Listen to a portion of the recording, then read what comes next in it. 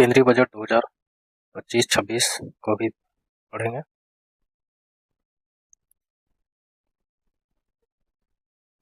केंद्रीय बजट 2025-26 में यहाँ देखते हैं कि वित्त मंत्री निर्मला सीतारमण ने 1 फरवरी 2025 को केंद्रीय बजट 2025-26 पेश किया। यहाँ सवाल प्रश्न आएगा कि किसने पेश किया है, तो वित्त मंत्री निर्मला सीतारमण। वित्त मंत्री निर्मला सीतारमण द्वारा 1 फरवरी 2025 को केंद्रीय बजट 2025-26 पेश किया गया, जिसमें 4 इंजनों की रेखांकित किया गया। यानी कि केंद्रीय बजट जो है कितने भागों में बांटकर उसको पेश किया गया है, तो यहाँ पे 4 हो जाएगा। पहला हो जाएगा कृषि, दूसरा सूक्ष्म लघु और मध्यम उद्योग, तीसरा निवेश, चौथा निर्यात। तो 1 फरवरी 2025 को केंद्रीय बजट 2025-26 पेश किया गया। वित्त मंत्री कौन थे? निर्मला सीतारमण। और कितने भागों में बांटकर डिस्कशन किया गया, बताया गया, तो 4। कृषि, सूक्ष्म लघु और मध्यम उद्योग, निवेश और निर्यात। आगे देखते हैं केंद्रीय बजट 2025-26 का थीम क्या था, तो यहाँ पे सबका विकास। क्या थीम है? सबका विकास।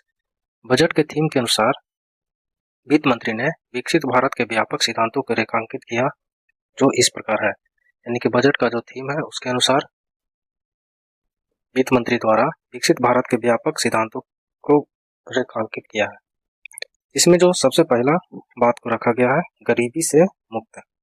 क्या रखा गया? गरीबी से मुक्त। दूसरा है 100% अच्छे स्तर की स्कूली शिक्षा। यानी कि स्कूली शिक्षा में कितना? 100% सही सभी स्तर पे, अच्छे स्तर पे करना है। तीसरा बेहतरीन, सस्ती और सुवर्ण स्वास्थ्य सेवाओं तक पहुंच। चौथा है 100% कुशल कामगार के साथ सार्थक रोजगार। पांचवा है आर्थिक गतिविधियों में 70% महिलाएं। कितना प्रतिशत होना चाहिए? तो 70%। छठा नंबर है हमारे देश को food basket of the world बनाने वाले किसान। क्या बोला गया है कि हमारे देश को food basket of the world, यानी कि इंडिया को food basket of the world बनाने वाले जो किसान हैं उनको इस सिद्धांतों के आधार पर रेखांकित किया गया है। तो थीम क्या रखा गया? थीम के अनुरूप वित्त मंत्री निर्मला सीतारमण के द्वारा विकसित भारत के व्यापक सिद्धांत को रेखांकित किया गया है, जो ये मुख्य है गरीबी से मुक्त, 100% अच्छे स्तर की स्कूली शिक्षा। तीसरा नंबर में बेहतरीन, सस्ती और सर्वसुलभ स्वास्थ्य सेवाओं तक पहुंच, सर्वसुलभ है। चौथा नंबर में 100% कुशल कामगार के साथ सार्थक रोजगार। और 5वां नंबर में आर्थिक गतिविधियों में 70% महिलाएं होना चाहिए। छठा नंबर में हमारे देश को food basket of the world बनाने वाले किसान के बारे में बोला गया। इसके आगे देखते हैं सबसे पहला इंजन की अगर बात करते हैं तो यहाँ पे कृषि को बताया गया। कृषि प्रधानमंत्री धन धान्य कृषि योजना, प्रधानमंत्री धन धान्य कृषि योजना। इसके अंतर्गत कम कृषि उत्पादकता वाले 100 जिलों को शामिल किया गया। यानी कि इस योजना के तहत वैसे जिलों को शामिल किया गया है जहाँ कृषि का उत्पादन कम होता है, और जब कम होता है तो ऐसे बहुत सा जिला होगा जिसमें से कितने जिलों को शामिल किया गया? तो 100 जिलों को शामिल किया गया। 100 जिलों को जब शामिल किया गया तो कितने किसान कवर कर रहा है? 1.7 करोड़ किसान इसमें लाभान्वित हो गए। आगे देखते हैं दलहनों से आत्मनिर्भरता। दलहनों से आत्मनिर्भरता का मतलब जो हमारे देश में जितने प्रकार के दाल उगाए जाते हैं उसमें आत्मनिर्भर बनना, तो दूर हो जाएगा, सरकार दूर हो जाएगा। उड़द मसूर पर विशेष ध्यान के साथ साथ दालों में आत्मनिर्भरता के लिए एक 6 वर्षीय अभियान का शुभारंभ करेगी। दलहनों को लेकर सरकार 6 वर्षों के एक अभियान को शुभारंभ करेगी। आगे देखते हैं किसान क्रेडिट कार्ड की बढ़ी हुई सीमा। किसान क्रेडिट कार्ड की सीमा को क्या किया गया? बढ़ाया गया है। 7.7 करोड़ किसानों के लिए ऋण की सीमा को सुविधाजनक बनाने के लिए इसे 3 लाख से बढ़ाकर 5 लाख कर दिया गया। 3 लाख से बढ़ाकर कितना किया गया? 5 लाख। इसके आगे देखते हैं उच्च उपज देने वाले बीजों पर राष्ट्रीय मिशन। जो अच्छे बीज होते हैं जिससे ज्यादा पैदावार होता है उसके आगे अच्छा करने के लिए अनुसंधान को मजबूत करना, 100 से अधिक उच्च उपज देने वाले कीट प्रतिरोधी बीज किस्मों की उपलब्धता सुनिश्चित करना। यानी कि वैसे बीज जो अच्छे उपज देते हैं उसकी उपलब्धता को क्या करना? सुनिश्चित करना। बजट 2025-26 का जो अनुमान है इस तरह रहा। सभी जो यहाँ पे अमाउंट दिया गया है करोड़ में दिया गया है। 23-24 में वास्तविक राजस्व प्राप्ति क्या था, ठीक। इसी प्रकार आप इसको ध्यान से देख लेंगे। सभी बजट जो क्या है करोड़ में दिया गया।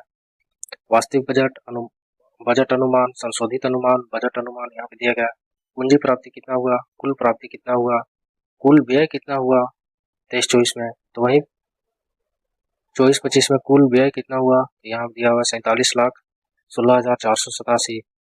25-26 में यहाँ पे कितना है तो 50,65,345।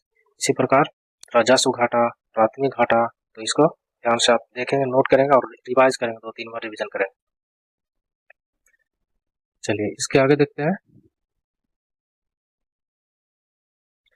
केंद्रीय राजस्व एवं व्यय।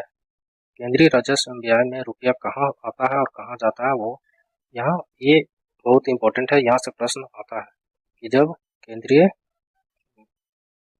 रुपया जो है कितना रुपया हम लोग आता है आय से, बहुत प्रकार के शुल्क है, कर है। जैसे यहाँ पे दिया गया उधार और अन्य देयदाता से 24 पैसे आता है, निगम कर से 17 पैसे, आय कर से 22 पैसे, सीमा शुल्क से 4 पैसे, केंद्रीय उत्पाद शुल्क से कितना आता है 5 पैसे आता है, और जीएसटी और अन्य कर से 18 पैसे आता है, कर भिन्न प्राप्तियां 9 पैसे, कर ऋण पूंजी प्राप्तियां 1 पैसे। तो जब ये इस प्रकार आता है तो इसी प्रकार रुपया कहाँ जाता है या किस विभाग या किस क्षेत्र में जाता है वो यहाँ पे दिखाया गया है।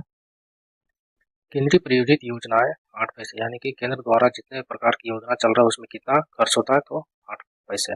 ये जो दिया गया ये प्रतिशत में है, तो जितना रुपया रहेगा उसको क्या करेगा प्रतिशत में निकालना जाएगा। केंद्रीय क्षेत्र की योजनाएं ये जो हो जाएगा 16 पैसे, ब्याज अदायगी 20 पैसे, यानी कि जितना भी लोन लिया जाता है केंद्र सरकार द्वारा उस पर जो ब्याज दिया जाता है कितना जाता है तो 20 पैसे, यानी 20%, ऐसे देख लेंगे। रक्षा पर कितना खर्च होता है तो 8 पैसे, 8% समझिए। आर्थिक सहायता पर कितना खर्च होता है तो 6%।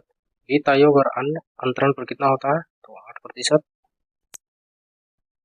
उसके बाद करों और शुल्कों में राज्यों का हिस्सा कितना हो जाता है 22%। सभी राज्य और कर मिलकर जो पैसा खर्च किया जाता है केंद्र सरकार द्वारा वो 22%, यानी 22 पैसे। पेंशन पर केंद्र सरकार कितना खर्च करता है तो 4 पैसा, यानी 4%।